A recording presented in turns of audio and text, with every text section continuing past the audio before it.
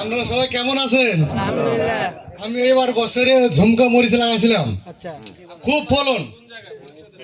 দাঁড়িয়েছে সাধারণপুর বগুড়া, মানে 9 মাইলের পশ্চিমে।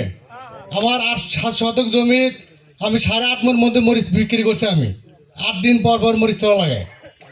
মরিচটা খুব ভালো, রোগ বালা কম, মানে অন্য অন্য জাত আছে, মানে মাকুড় দিয়ে ধরে, মানে আমাদের পাতা কোঁকড়ে যায়, দুমড়ে যায়, যাকে বলে ফোলা। ফোলার হাত থেকে অনেক ভালো। তারপর আমি লিটল স্টার কল্যাণ লাগাইছিলাম, গেলবার এবারও লাগাবো, বেশি নিচে আমি খুব ভালো। মানে আমার এই বয়সে আমি যতগুলো আবাদ করছি, এই সিনজেন্ডার কোম্পানির বীজ আমার খুব ভালো লাগছে। মানে আমি লাগাবো, আগামী বছরে লাগাবো। আর যতদিন আমি কৃষির মধ্যে আসি, আমি এটাই আমি লাগাবো, এই আবাদ আমার আমি করবো। আবার এখন আমি বলেছি শখ ভাই, এই যে আপনার এখন একটা কপি লাগাবো, এখন রাইস বল মোটামুটি কথা হয়েছে, লাগাবো মানে রমজান মাসের শেষের দিকে লাগাবো একটু। আসসালামু আলাইকুম ভাই, কথা বলা পারি না, ভুল টুল হলে মাফ করে দেবেন।